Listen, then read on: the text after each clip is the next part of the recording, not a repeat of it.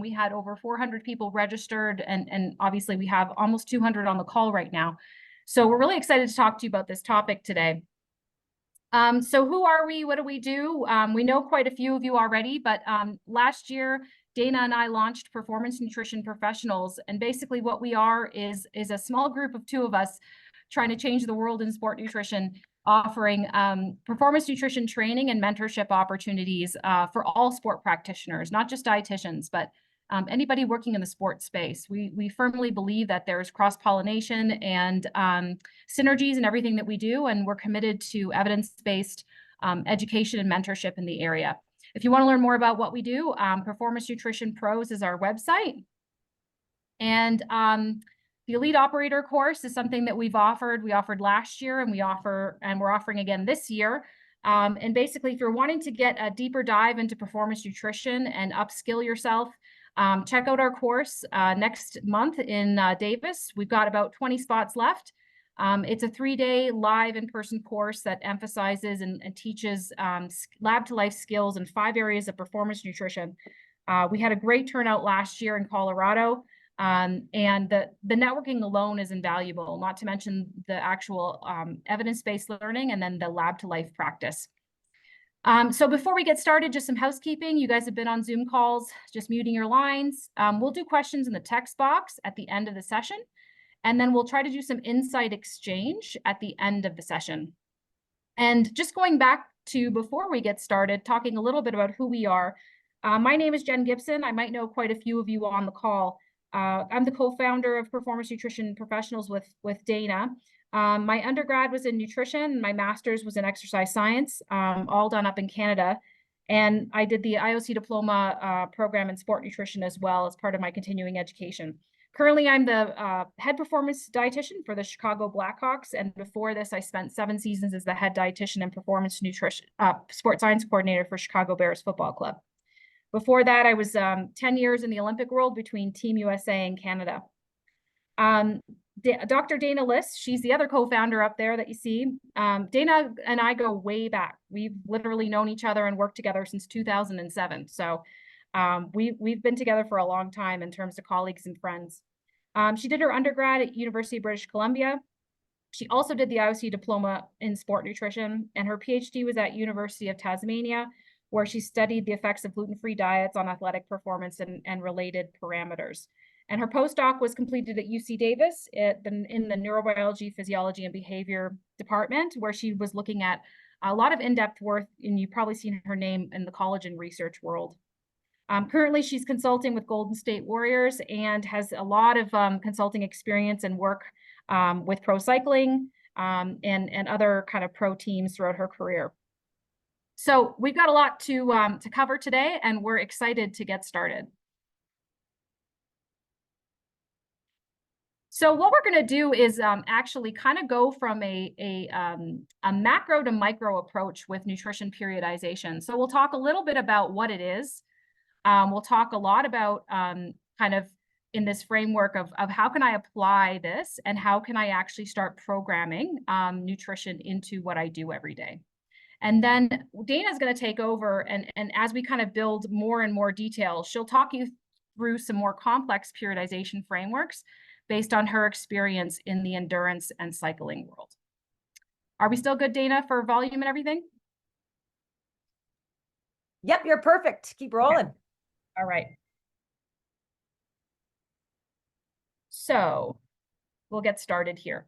So I always like to start off with, if you're just driving in your car or just kind of listening to this on the fly, and if you just want to take away one thing from this entire presentation, it's these 3 papers. If you want to learn more about different approaches to periodization, these are 3 really nice review articles on periodization frameworks, periodization for athletes, and can take you a little bit deeper into this topic area. As you start to kind of investigate the research, there's been some papers done in specific sports as well. So if this is something you really want to take a deeper dive in, we really encourage you to access these articles, which are free. So take a look at those if you want to learn more. So what is nutrition periodization? What does this actually mean? And sometimes it can be referred to as nutrition training. So essentially, periodized nutrition refers to the planned, purposeful, and strategic use specific nutritional interventions to enhance the adaptations targeted by, and I kind of separated that out. So we take nutrition and we want to enhance the adaptations that are targeted by individual exercise sessions or periodic training plans with the ultimate goal of basically enhancing performance over the long term. So when we're thinking about nutrition periodization, we have to be thinking about, okay, what's going on to the body? What's the stimulus to the body? And then what are the nutrition interventions that we can plan purposefully and strategically around those stimuli in order to enhance adaptation. So really, when you're talking about nutrition periodization and this concept of it, it's all about adaptation. So what does that mean? Okay, so we have exercise training, our athletes participating in training and competition. And exercise training adaptations can be determined by a lot of different things. So the duration of the training, how frequently they're engaging in it, what type of exercise they're engaging, the intensity of it, and the fueling state that the athlete presents in. So all of these things can impact, maybe what the adaptation is or what the goal is of that training block or training session. And then nutrition can amplify or negatively impact these adaptations. So how we fuel pre, during, and post exercise can impact the impact of that adaptation. So things like adding or decreasing protein post exercise can impact it. And even situations where we're doing things can negatively impact that adaptation. And we learned quite a few years ago that the idea of really ACE or high dose antioxidants, for example, post training can actually negatively impact training adaptation. So we can sometimes do things that actually mess things up. So that's kind of part of where we have to wrap our head around these things. Trent Stellingworth, who's a good friend of mine, and Dana's, put together a nice proposed framework for how we start to build our nutrition periodization. And the authors of that paper suggested looking at kind of these 4 buckets of areas when we're starting to think about how, as practitioners, we can put together frameworks. So the first area would be looking at, okay, what's the event? What's happening to the athlete? What are the physiological or structural or neuromuscular and physiological and psychological determinants of success? That was a lot of words. What are the individual athlete gaps to these events? So what are the things that are impacting the gap between the stimulus and kind of getting to the goal? And then what does the exercise training and periodization for that athlete look like from a big picture, from a kind of medium picture in terms of weekly plans, and then from a daily perspective? And then how can we kind of weave in this nutrition periodization into these components? And this is a lot of words, but we're going to start to kind of build some thoughts around what this can look like. So when I'm building out my periodization plans, this is exactly how I think. So macro, months to years. What's going on in this year? What's going on in this season? What are the specific load and intensity and the blocks that my athletes are going to be encountering as the season goes along? How do things change globally? Then you start to look at, okay, what should be some of the things that are happening on a weekly basis? And then a daily basis, because even as we know within certain training blocks, every day can change. There might be a pattern to activity throughout the day. So kind of looking at the broader spectrum of what's going on, big to small. And then Dana will cover a lot of this, diving deeper into the primary molecular adaptations that are underpinning all of this to plan our nutrition strategies. This is an example of a methodological framework that that Stellingworth et al. Kind of proposes, and the paper is kind of done within the realm of athletics. But you can see here that in the macro phase, we're talking about carbohydrate, protein, iron, and creatine use, and how you can kind of look at in the months what our bigger goals are for each of these areas. Moving over to the weeks, you can see as we progress down with looking at how we're going to kind of manipulate each of these nutritional variables as the weeks go down, and then into the days, and how we're going to kind of prescribe out each of these nutritional interventions from a daily perspective. I won't go into every single bullet point here, but this is a really nice summary example of an example within an athletic situation where something like iron status is going to be really critical. And maybe cycling in and out with creatine, for example, during a hypertrophy phase for the athlete would be important.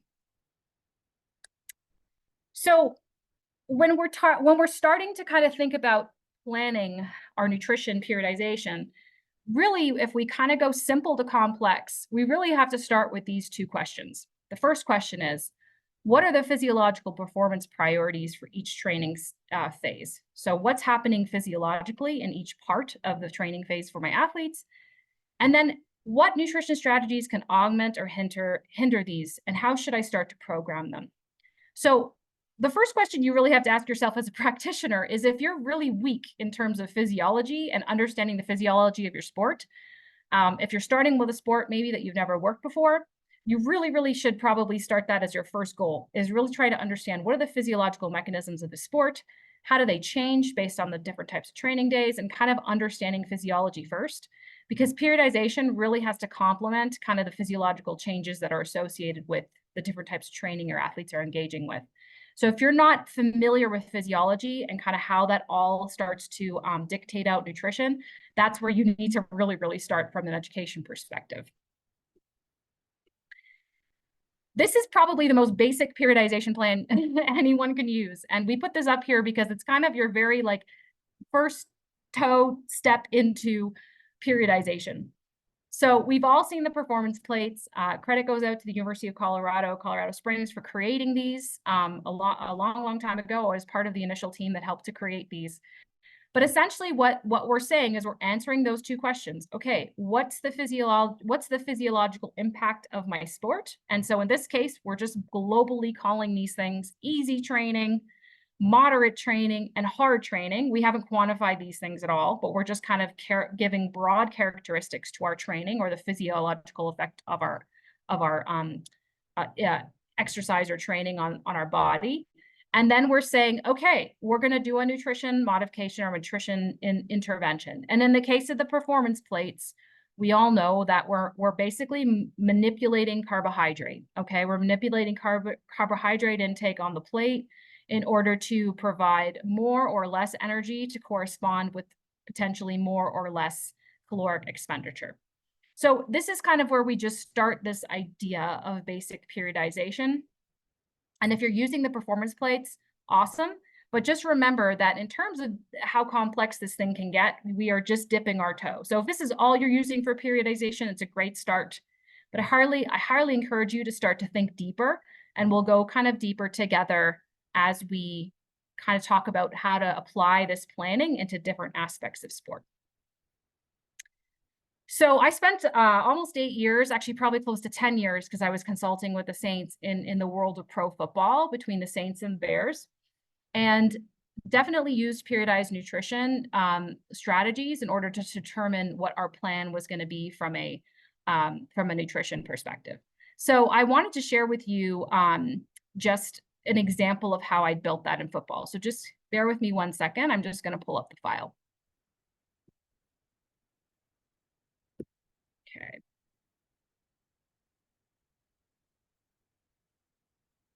Sorry, 1 sec. Sorry, Dana.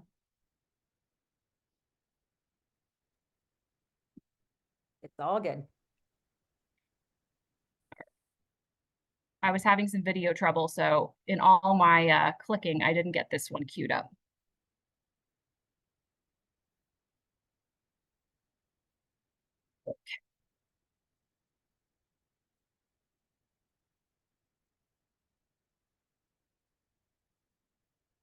Okay, let me know if you can see this.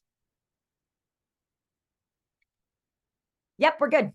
Okay, perfect. So the funny thing about periodizing plans, everybody, is that they tend to be done in Excel sheets and kind of really big trading peaks or different types of kind of documents. So they tend to be not as pretty and not as fun, but I'm gonna hopefully walk through this kind of plan with you and how I kind of started to periodize nutrition interventions in football. So over here on this column over here is the phase of training. And if anyone's in football, in pro football, it has its own cadence and it's different than college. So really what we follow is these phases. There's the OTA period, which is basically when they come back from their break. They spend a couple of months with the team, and it's kind of a preparatory phase for the players. During this time, some of these determinants that we look at are, we have player physicals. There's a lot of strength training that goes on during this time. It's probably their highest load of strength work, a lot of conditioning work.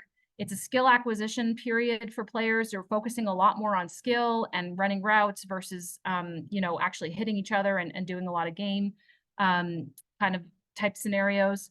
It's an important time for body composition changes because the players have a shorter schedule. It's the first time in the NFL for rookies, for example, and then load management for rookies can become really important during this time. We have the summer break, which then follows this time. And I'll kind of go through the phases each of them and talk about kind of how we do our nutrition interventions. But we go from this OTA period into the summer break where they go away. And they're actually away from the facility for about 5 weeks. So it's kind of a really, really bad training plan. We get them all kind of in shape and then we send them off on their own for 5 weeks. And then this is also another important time for body composition changes, improving their fitness, because when they come back, we hit training camp right away. The approach is different by every player, and there's a risk for over or under training. There's a wide variety of methods that they use during this time.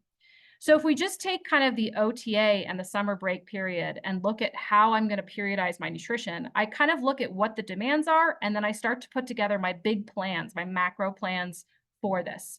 So during this time, I'm definitely going to be doing my baseline nutrition assessments. I'm going to be doing my biomarkers and my body composition assessments, starting to develop my player profiles for each guy.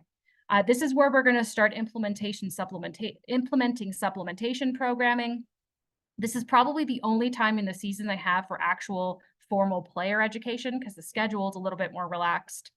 Strength and conditioning is at its peak. So this is where nutrition for strength and power development is going to be part of our programming more.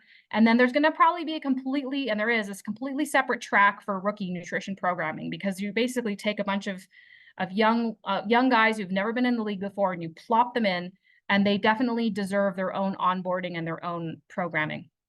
And so if you look over at the individual, the micro plans, this is where every guy gets a nutrition plan at this point in time. Their plan's going to be different Monday to Thursday versus Friday to Sunday because they're off 3 days a week. Each Tuesday, we'll have a nutrition education program. We're going to have daily supplementation based on their bloods. We may start a creatine and alanine protocol during this time to help with strength development. We'll have carb targets and protein targets that are aimed to kind of help with that strength and power development, and the rookie programming will be separate. During the summer break, the tracking and monitoring of goals are going to be really, as able, because there's a lot of issues with when they go out of the building, being able to contact them. But setting up, if you can, especially with your high needs players, an individual nutrition program to follow and a weekly communication cadence as able. The next part of our season looks at training camp. And this is the highest, this is where, everything in football, this is our hardest level of kind of life here. So we have our highest level of volume and intensity. The guys are at the facility for long, long days, 2-a-day training sometimes, depending on your coach and how they do things. It's their longest length of schedule. Usually they're staying at a hotel, they're not going home, or you're away for camp. It's the highest level of stress emotionally.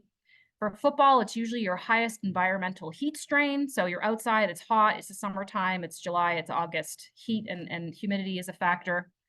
It's usually where you start to have significant injuries. And this is where the players start beginning to have padded practices, preseason games, and we start to have way more contact.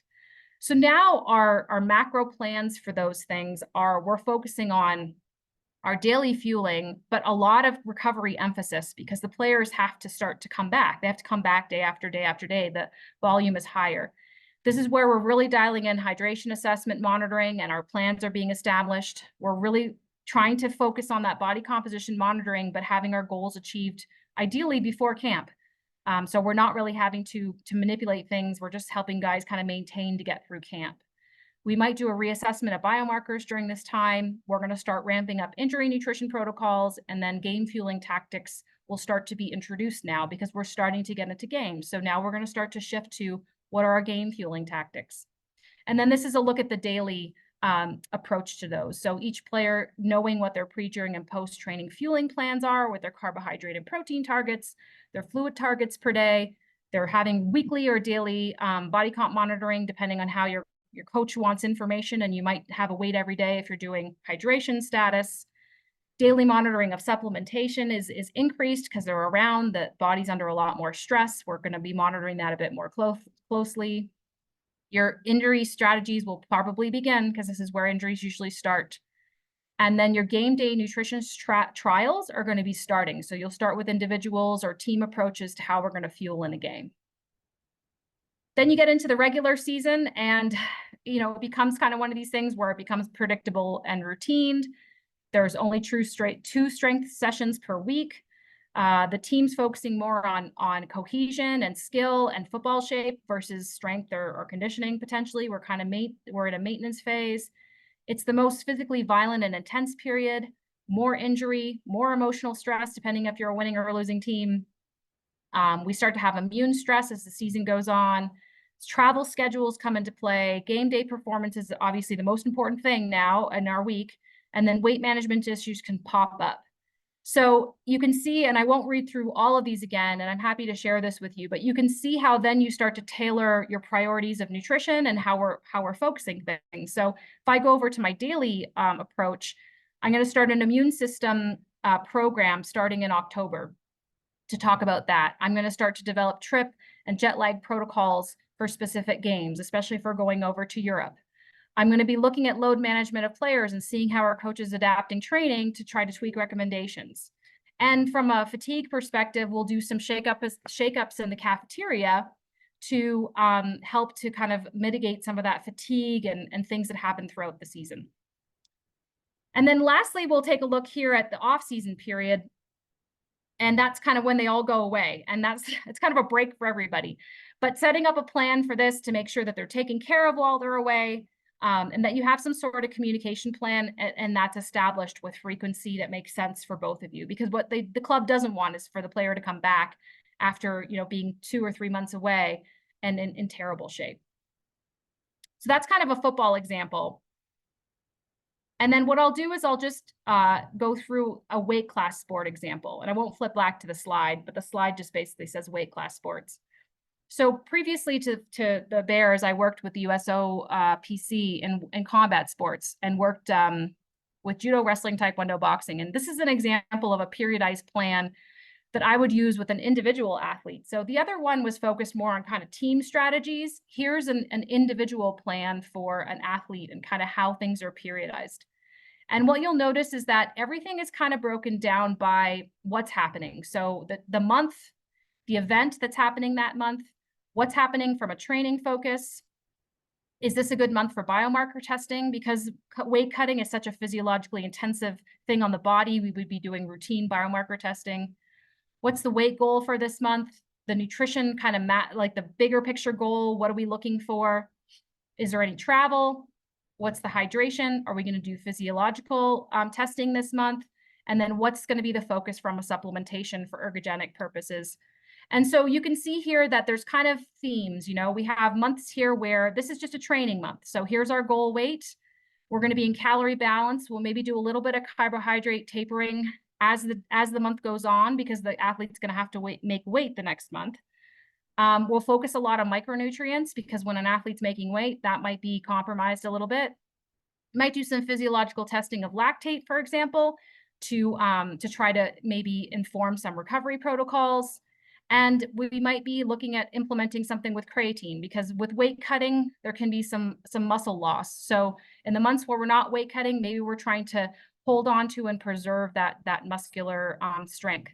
And you'll notice that coincides with maybe more strength sessions in that month. And then as we get into a month where we have a competition, in weight class sports, sometimes you have competitions where you don't have to actually meet your exact kind of Olympic weight. You might have a +2 kilo allowance. And so we have, again, a different weight goal. We flip to our weight making plan. We may have to have some travel nutrition support. This is a domestic tournament. We have our hydration and dehydration kind of protocols in place for making weight. We might do some physiology testing that corresponds to helping to inform the weight cut. And you'll notice here that we take away the creatine because we don't want to maybe have that extra water on board if we're trying to cut weight. And then you can just see as it goes along. March, we go back to a training month. April was an international competition. So the bigger stress here was travel and getting a jet lag protocol and a travel nutrition protocol for making weight when you're international. And you can just kind of follow the athlete along. You'll see in the dark red categories, these are months where they have to actually meet their scratch weight or their qualifying weight. And so these have a lot more emphasis in terms of how dialed in we need to be with the athlete and some of the things that we need to do to get them to their goal weight. And so you can just periodize things out that way by month, by event, and kind of have this as a framework to help you determine what's the best way to intervene with nutrition. And then it helps you as a practitioner kind of prioritize what you're going to work on with that athlete every month.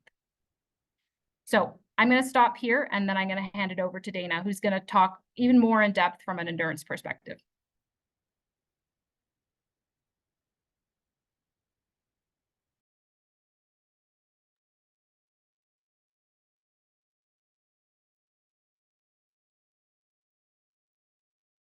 All right. I think I got video on, and I think I'm unmuted. That's a win-win. When I got into the world of working in world tour cycling, it was like mind-blowing. I learned so much, and it's a very old school sport as well, where in Europe there are so many riders and staff who have been around this cycling world for their entire lives. There's a lot of tradition, a lot of beliefs, and sometimes that tradition and belief, really clashes with science. It's a really awesome, all-enveloping world to work in, but it's probably my favorite sport to work in because we can measure the impact of what we do. We can measure the impact of nutrition on performance. We measure like every pedal stroke we can measure. So, you can really see if, what you're working on with an athlete is helping their performance priorities or their performance. And that's what I love about it is you're like, yeah, this is actually working. Or yeah, we didn't really see what we wanted to see in your blood work, so we're going to discontinue that. And it allows you also you're really pushed to be innovative. So with my history and research, that was just a really nice place to also bring in those skills and feel like I can use them really in the field. And it's very open to using, innovative sort of research ideas. But in the endurance world, some of the main things that we look to measure impact on and periodize within the bigger picture is obviously body composition. That's going to be dependent on when and what riders' body composition changes need to be prioritized, and how you periodize that will depend on their position in a team or their peak races. So you have a whole team of like 20-something riders. They're all going to have different peak races, different specialties. So it's not just like they get into, race or performance body composition and they stay there for 6 months of racing. They race more like 9 months. But it's actually very, very targeted within their plan. And I'll show you a couple of YTPs or yearly training plans. Priority races also integrated into that.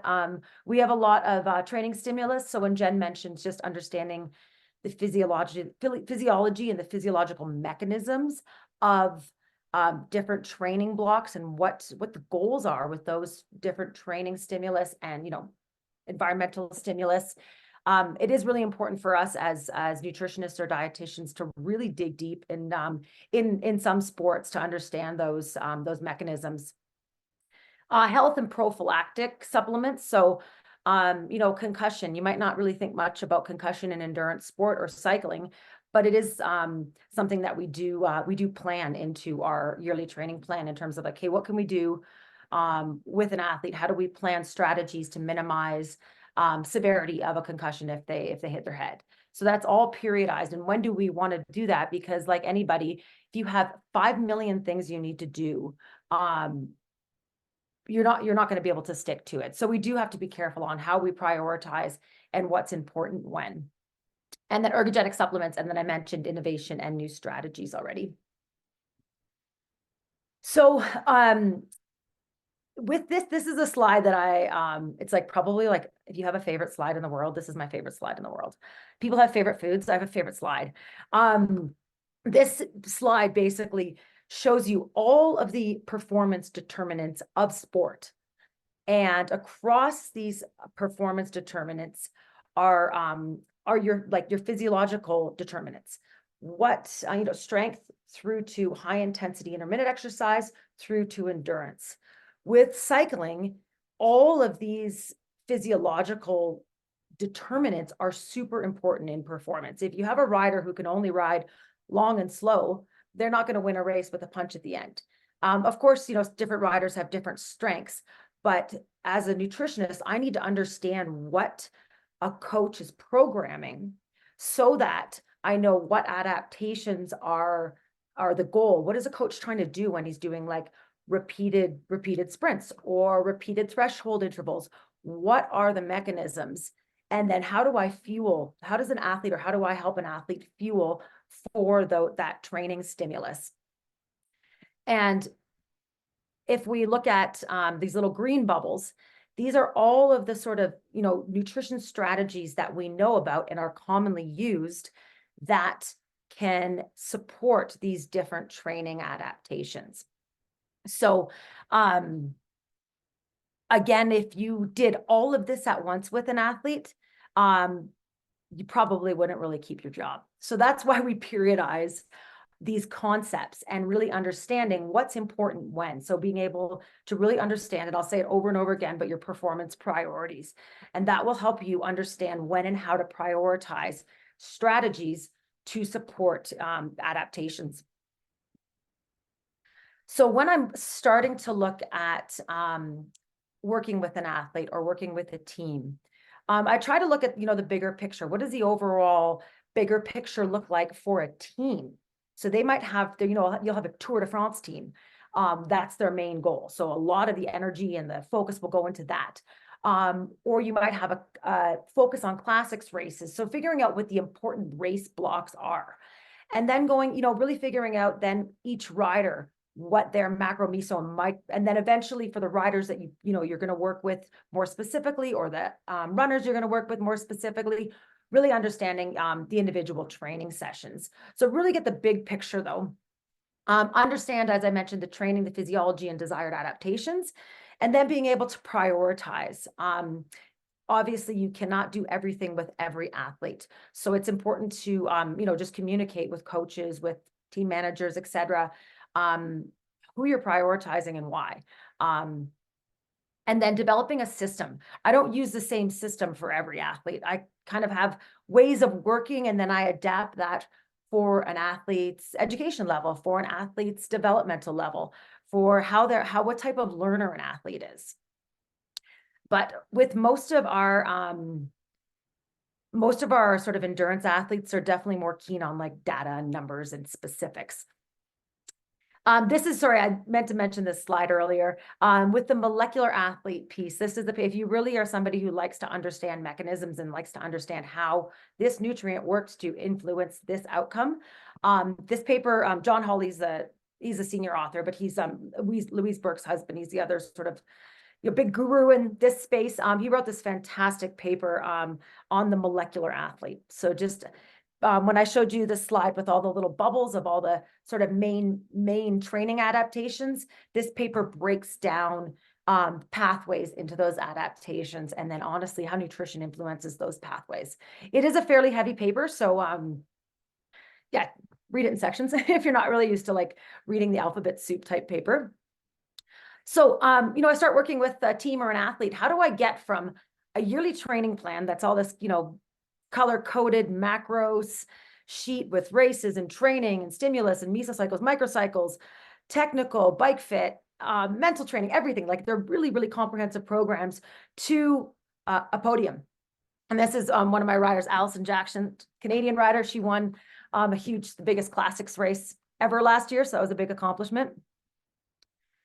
So within endurance and within cycling, these are sort of the main areas that we focus on periodizing for athletes that are going to have the bigger impact on performance. So race weight, that's always the first thing people want to go for, but sometimes it's not the priority. So oftentimes you'll start working with an athlete or a coach and they're like, yeah, we need to get their weight down, or we need to, figure out their body composition or get them leaner. And often they haven't done anything else that is going to have a bigger impact on performance. If they're not fueling properly, 1 kilo higher on a bike is really not going to make or break a race, or not going to really impact their performance too much if they're completely out of fuel. So these are pre-race fueling, recovery nutrition, hydration, gut comfort, in-race fueling, supplement dosing and time, and then all of the carbohydrate and macronutrient periodization are where we see the biggest impacts on performance and endurance training. So you might get sort of might have a simpler annual training plan that looks like this. And so what I usually end up doing when I'm working with an athlete depends again on each coach and how a coach works. So I'm just switching over to an Excel sheet. So you should see an Excel sheet in a second.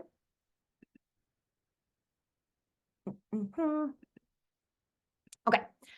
So what I think is important to do to make sure that, nutrition is really integrated where the important points that it needs to be integrated in is within that yearly training plan is then having a nutrition section that is periodized appropriately in.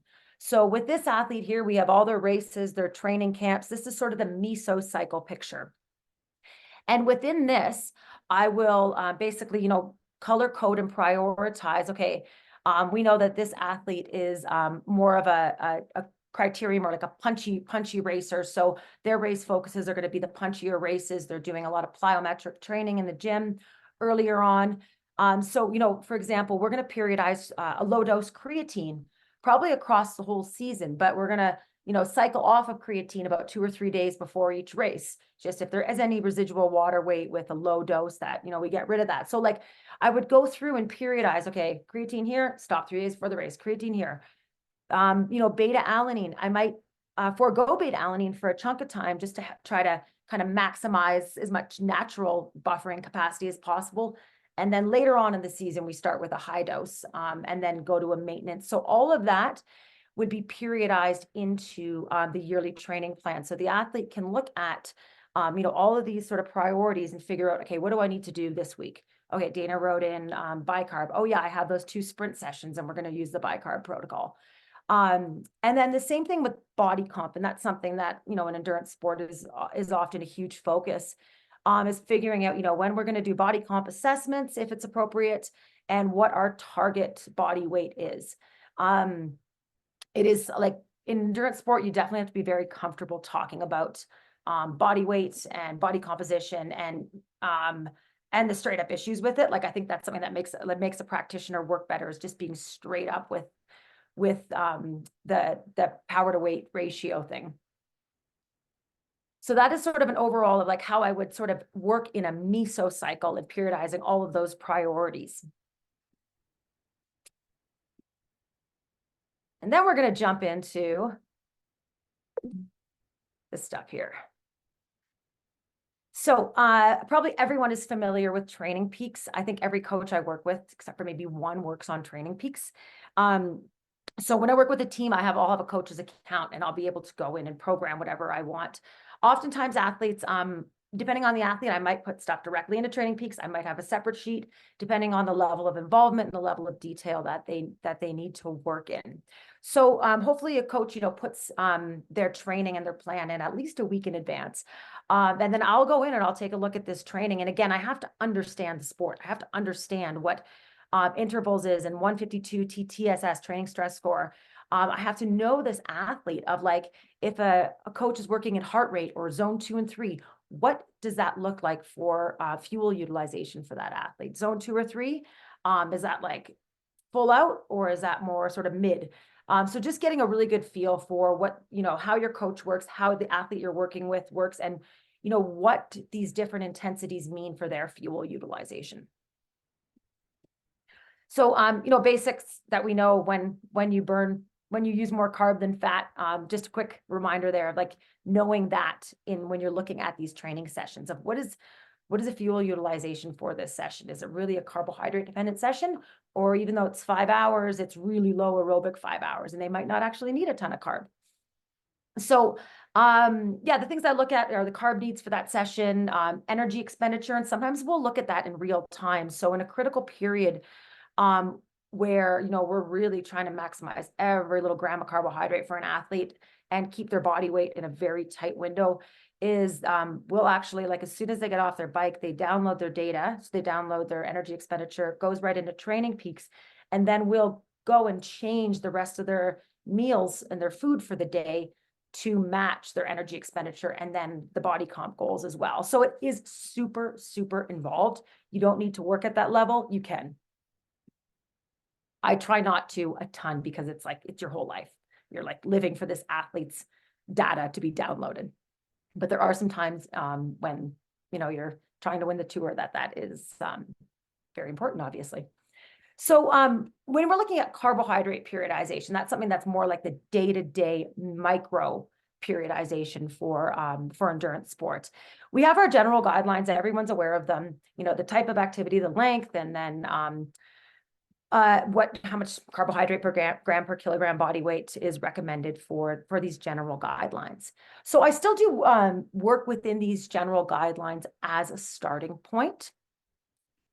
But there's a lot of cases where you might go outside of these guidelines. So this Chris Froome's famous stage 12 Tour de France win, he had 17 grams per kilogram, 17 grams of carb per kilogram body weight in that day to fuel that stage. So that's quite a bit above, you know, this maximum amount here.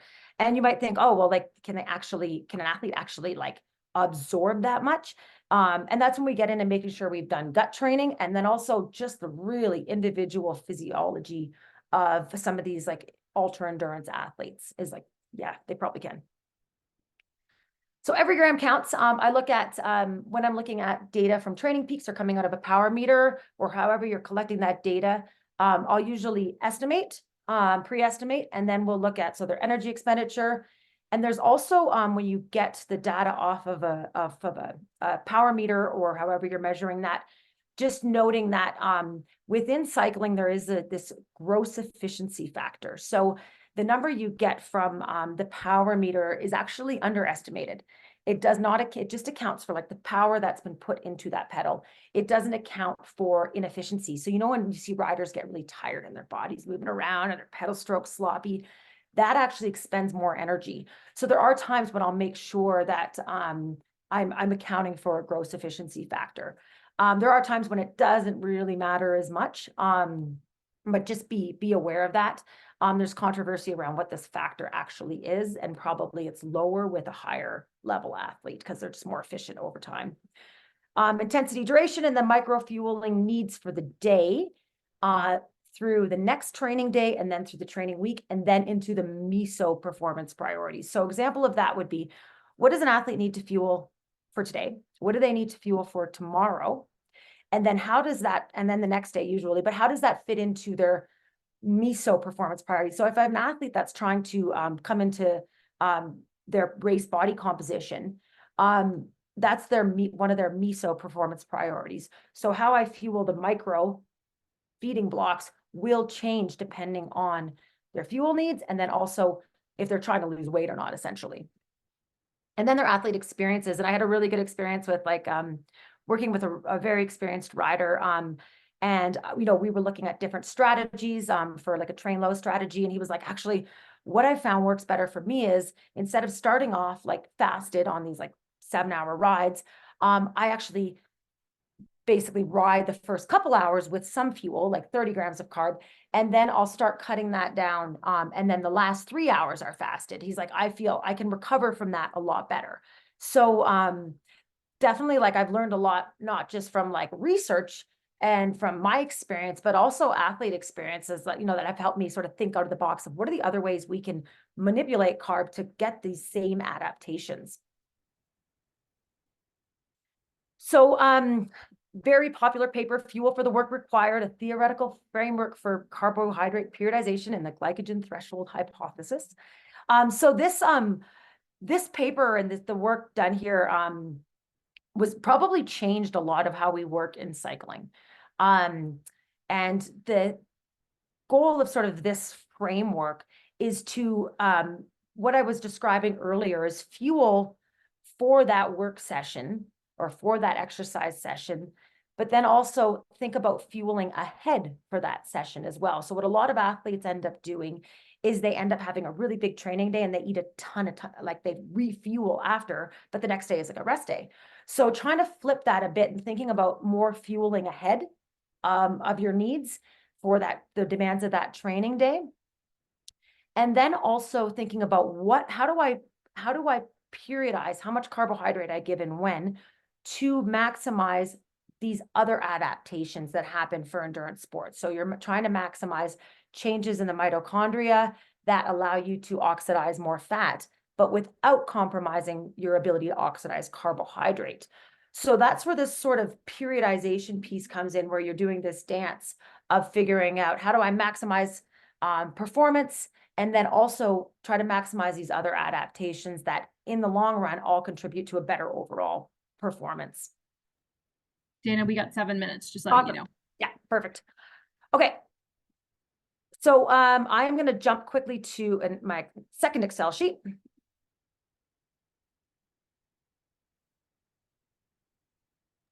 And we just had a question from a participant that has to jump off that asking if this is being recorded. Yes, it's going to be recorded. It is being recorded, and we'll send you guys out the link to access that.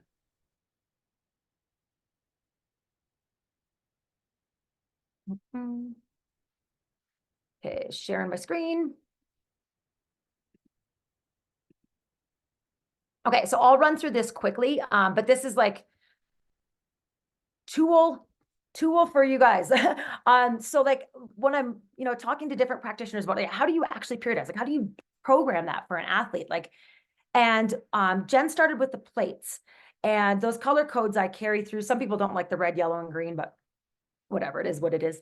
I will go through and figure out, okay, I'll write, their training for the day, their predicted fuel expenditure, their length of training, and then I will go in and basically, based on kilograms body weight, all of their feeding time. So you had that, the block of the 4 sort of broken up feeding times across the top. I break that down into more like realistic feeding times of like breakfast, a top up, ride fuels, recovery 1, recovery 2, dinner, recovery 3, if they're going to have a recovery 3, and pre-bed. And I will go through and calculate, okay, this rider, I know for this workout, they won't need as much carb. It's going to be a 2-hour aerobic ride. They're going to go with the 1 to 1.5 grams per kilogram body weight. Whereas, a long 3-hour ride with lots of hill attacks, they need a lot of fuel. They're close to like 4,500 calories expended. We're going to hit sort of this green range of 3 to 4 grams per kilogram body weight. So within this first feeding window pre-ride, trying to hit this target. And then I, kind of like what we do, we back check everything. So going through programming for that day, looking at the second part. So post-training, this recovered, what's the next day? If the next day is an easy day, they don't need to keep eating a high carb plate or 3 to 4 grams per kilogram body weight of carb in that post-training window. The next day, they don't need as much carbs. So we'll focus more on protein and fat, or that's an opportunity to create an energy deficit in that window where you're not compromising training the next day, but you're still fueling earlier on that day. So with an athlete, I'll program the numbers. And in endurance sport, a lot of athletes will know exactly what 30 grams of carb looks like, or I need 169 grams of carb. That's, 300 grams of cooked rice. So especially in cycling, they'll know exactly what that means. But this is sort of like the technical level, and depending on the athlete, I will bring it down into portions or bring it down into a way that works for them to interpret and understand, and then translate that into food. So we have a lot of numbers, and I know like everybody, we always hear, well, we don't eat numbers, we eat food. So this does translate into food.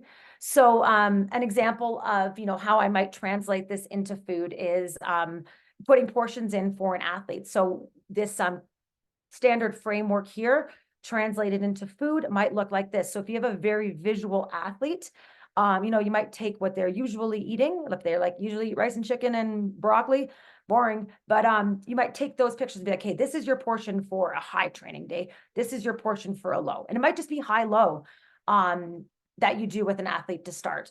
or just one little modification. It doesn't have to be this whole comprehensive where every single feeding time is periodized with carbohydrate. One app that I find a lot of the riders I work with enjoy using, and it makes my life easier, is it's called Carbs and Cals.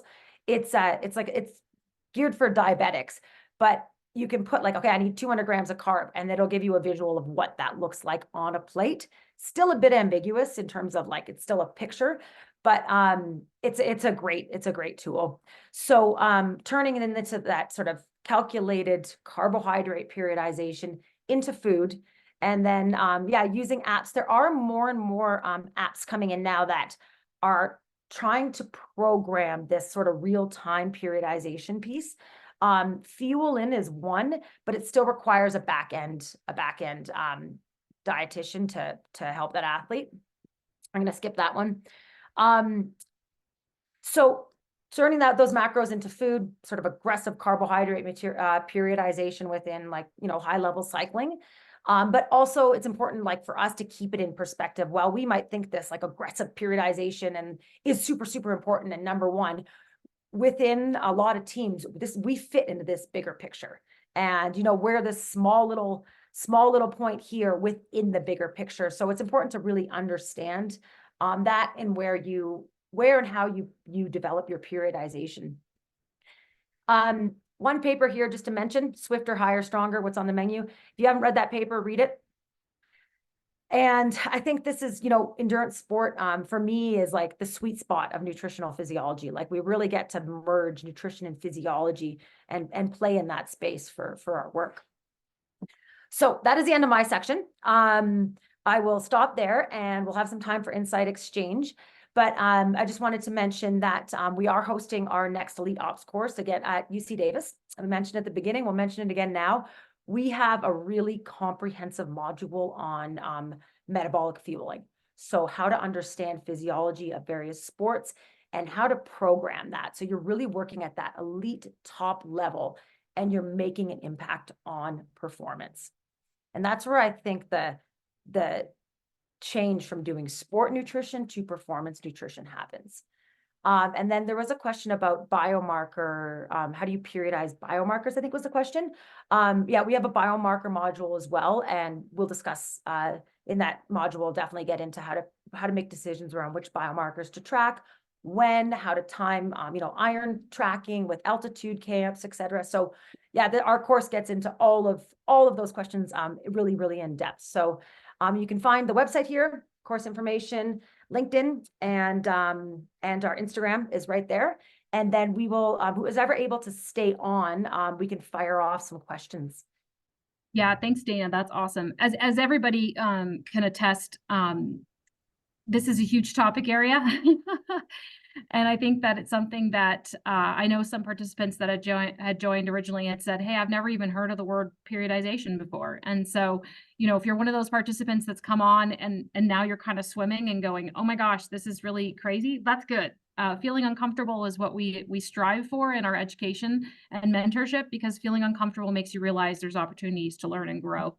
And so what we were hoping today to do is to take you from, again, like, what is it? What's the most simple approach?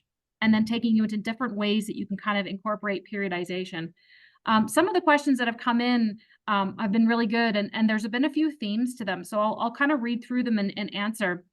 So we've had a few dietitians or practitioners call in and say, I'm working in a college environment. We don't really have a lot of resource. There's one of me, a million of them. They don't have a lot of money. We're just trying to get some basic stuff done. How do I implement something like this when I'm dealing with kind of this mass of college students? And how do I do something like this? And I think what you have to appreciate is that the answer to that is, and I said it back in a few messages, is sometimes all you need to do is just get out your Excel sheet and just look at each month and try to program. If you're dealing with multiple sports, it's almost like picking your month, your sport, and then what are the nutrition needs for that? What are the highest nutrition priorities for that sport for that month? And you're going to have periods of higher training, more competition travel, rest. And so using just an Excel sheet to kind of write it all down, and then that can maybe help you to kind of implement 1 or 2 interventions with your groups that are kind of targeting what's happening in that training block. And that's a really, really basic way to do it. Appreciating that you have too many athletes and not enough time, but it'll help you just feel like what you're actually implementing marries to something that's going on in their schedule. So a real simple idea, okay, we've got volleyball. They're going to do 6 weeks of intense strength and conditioning as part of the beginning part of their season. The goal is to break them down and get them stronger. Okay, we're going to be focusing on our pre, during, and post fueling, and we're going to be pushing our protein intake and our recovery modalities. And that's just going to be what we focus on as a nutrition department for that group, some education and some implementations. So sometimes it can be that basic. And I appreciate that everybody's coming from a different, field of work and a different scope. Dana, I had a very technical question for you come in. Yeah, I'll answer it. Yeah. I was just about to type the answer, but it's quicker to answer. Is it for the runner or for the testing? Runner, so 80 to 100 Okay. grams of carbs. So the question is, I have an amateur runner that I've advised 80 to 100 grams of carb after her long run. But according to this, if she has a rest day, the following day, does this change the recommendation? So usually, so if it's a long aerobic run, I'll usually, it depends on it. One of the big pieces that folds into how you make carbohydrate recommendations is their energy balance as well, and that whole picture. So if you have a athlete that's struggles with maintaining energy balance or risk of REDs, I definitely try to go on the upper end of recommendations, and I don't try to be super aggressive with the lower carbohydrate periodization piece. Like their lower carbohydrate or RED window might be higher for them because they struggle to actually eat enough carbohydrate. So let's say it was a run that they long run and they want to maximize the adaptations and recovery, then yeah, I would still go with 1 to 1.2 grams per kilogram body weight of carb in that immediate recovery window. But if the next day is a rest day, then that's when I would boost up the protein and the fat to stay in energy balance. And then the carbohydrate might be a smaller portion. So it might be like 1 to 1.5 grams per kilogram in that for dinner. So you sort of play around with the numbers, and once you kind of get the idea of like what are the training gains, what's this athlete's overall meso sort of performance priorities, you play around with the numbers a little bit. It's not like it's hard and fast, like a red plate is 1 to 1.5 grams. You play around in it a bit to match that athlete overall, and you kind of develop like a bit of an intuition around it too. It's like an art and a science together. So yeah, I hope that answered your question. I'm happy. You can drop me an email and I'm happy to help you work through it, or yeah, just hold in that other piece, the other pieces of information. Yeah, I had a question here. We can both answer it. I'll go first and you can go second. A question here that was a good one about testing. How often do you test athletes via metabolic cart to see carbohydrate and fat oxidation?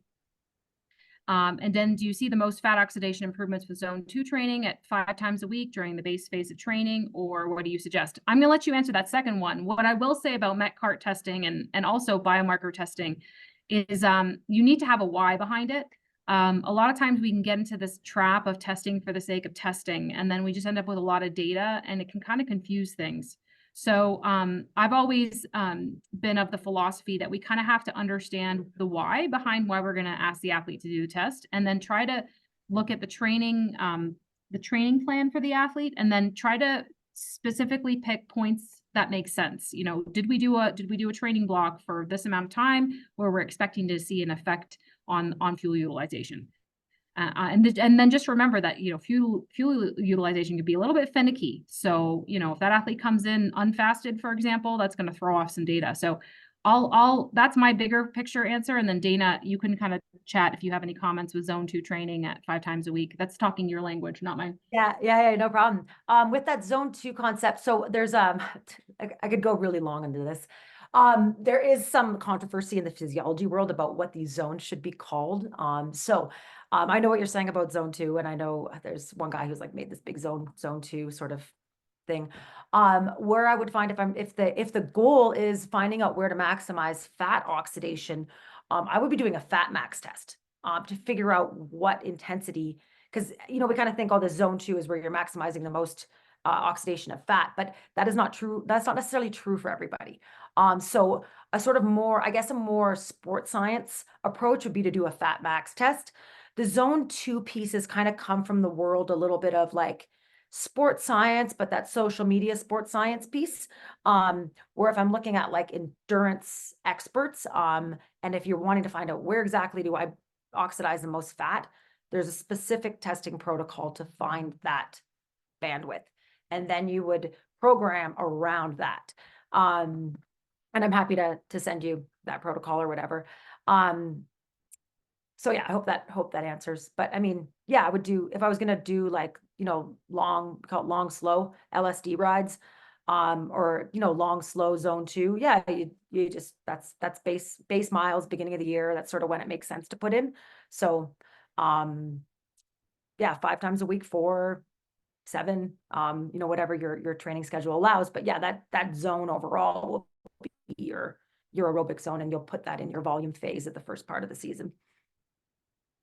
We had another great question about providing nutrition plans during the OTA period, and whether or not using a program like Note Meal or actual meals built for them, meal plans built for them. And I think this is Dana alluded to this, and I just wanted to kind of bring it up again. There's programs like Note Meal and different other programs where you can kind of build out kind of macro-based meal plans for your players. For players that are, or athletes that are macro literate, they work really well and can kind of, you can knock out a bunch of plans for them and kind of send them out in these nice apps and things like that. And that's definitely one way to do it. For me, and Dana alluded to this, I really tried to kind of get to know the players and their learning style. And when you're dealing with a huge NFL roster, you may not have a prescriptive plan for every single player. You might just have a set of recommendations. Here's the 5 things I want you to work on during OTAs. And it could just be daily fueling, recovery afterwards, hydration to this amount, and maintaining your body weight. Just giving them a set of goals, because the player's totally fine and they just need to stay on track. And then as you start to have to do interventions, particularly in the body weight arena, you can start to deal in more specific plans. But my plans are always tailored to what they can tolerate. So for some guys, they love macros, they love to get deep, we go deep. But a lot of them, it's just making changes that they can understand and implement, and in the end of the day, be consistent with. So for me personally, I really take that kind of individual approach when I'm doing nutrition plans, because not all of my population can kind of tolerate necessarily a macro-based recommendation. And that's, I know, totally different in the cycling world where everybody's counting grams of carbs. They just want to eat rice, just rice, just rice. But it was a good question about kind of how to put them out there. And programs like Note Meal are great, but again, it's kind of assuming a specific style of kind of interpreting nutrition is going to be tolerated by your population. And so I think you need to assess that. That's important. We had another question about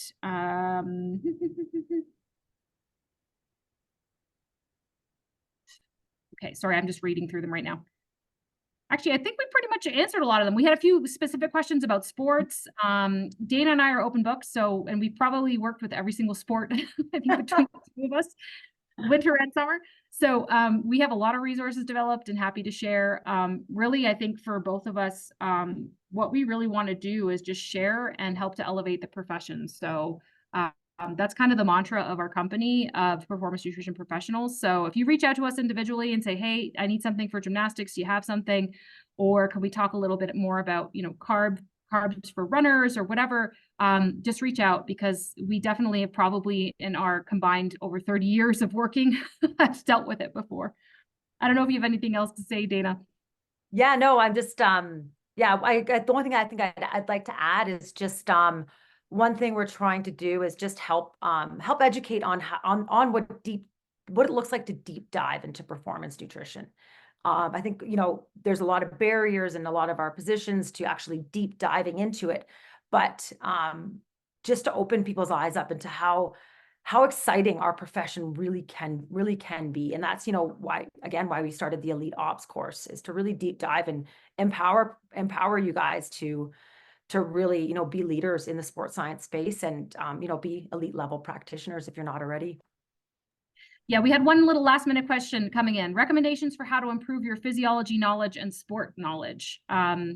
Good question. Come to our course. But no, so really, yeah, so really, Abby, that's a great question. And I think what it comes down to is you kind of have to, if you're not going to go back to school and do an exercise physiology degree, then what it comes down to is actually just kind of picking apart each sport and really just going, okay, I'm going to look up physiology of hockey and I'm going to sit and I'm going to read and study it a little bit.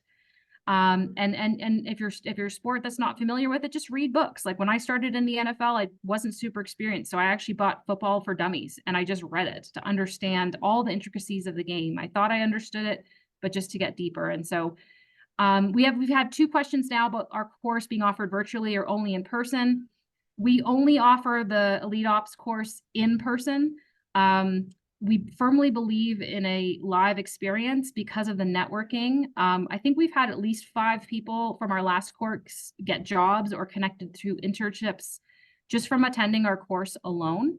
And that's part of what we want to do is offer this as an in-person only experience because we truly believe that success in sport nutrition is also about your network. And so that will always be live, but stay tuned. We're going to be launching some courses specifically this summer that will be offered online. So please join us for that. But the Elite Ops will in eternity be a live event.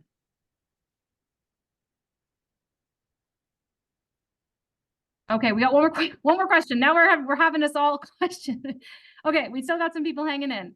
How important are degrees in landing a role with pro sport? That's a really big question. Do you want to talk to that, Dana? Yeah. I know in the US, there's a bias towards the RD for sure, or performance nutrition positions. But you can talk to your experience, Dana, in yours. For me, what I think primarily has always been the most important thing in landing jobs has been your network and who knows you and the work that you do. But you go ahead.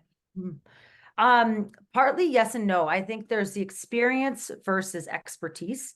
You can have 30 years of experience in a sport, but if those 30 years are all the same, then you're not really an expert.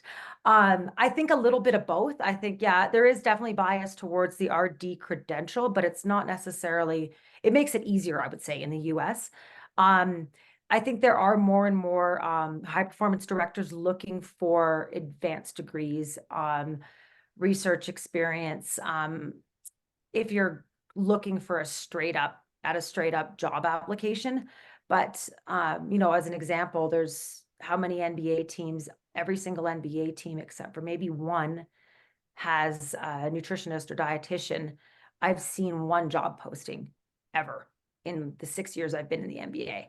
So it's more about like, honestly, it's networking, it's learning about like learning the soft skills and sort of the nuances to practice. And that's a lot what we end up, you know, chatting about too in the course and you know, empowering people with is, yeah, you can be textbook smart, but if you don't know anybody in the field, if you don't know anybody in the field, if you don't know anybody in the sport you want to work in, it's going to be really hard to get your foot in the door just through hoping that the job opens up. Like, so degrees, yes, they're important. Advanced education is becoming more and more required. But if it was the difference between a job and somebody had a PhD, the person hiring one person had a PhD that they didn't know, and the other person maybe had a master's and they were a really good practitioner, they would probably go for the person that they know and they know is to be a good practitioner. So I think like, yeah, networking, and that is one thing, like Jen told me from the beginning when we first met, is networking. And I cannot express how important it's been through our careers. Awesome. So we're gonna go. We love that there's still 100 people hanging on for these chats. Do we plan to come to the East Coast for your course? Yes, actually. This year we're going Cali. Last year we were Central in Colorado, and then I think next year our plan is to go East. But this is all kind of dependent on partner universities and kind of how that all works. So that's one of the questions. And then a lot of thank yous. Thank you guys. Please, you can definitely message us with any follow-up questions. We tried to take a beast of a topic and slam it into an hour, and that's on us. But what we really hope is that you feel a little uncomfortable, feel like you want to learn more, you want to start reading those papers, and learn a little bit more how you can periodize your programming for athletes. So appreciate everybody, and we hope to see you on another one of our Lab to Life free web workshops. Thank you so much.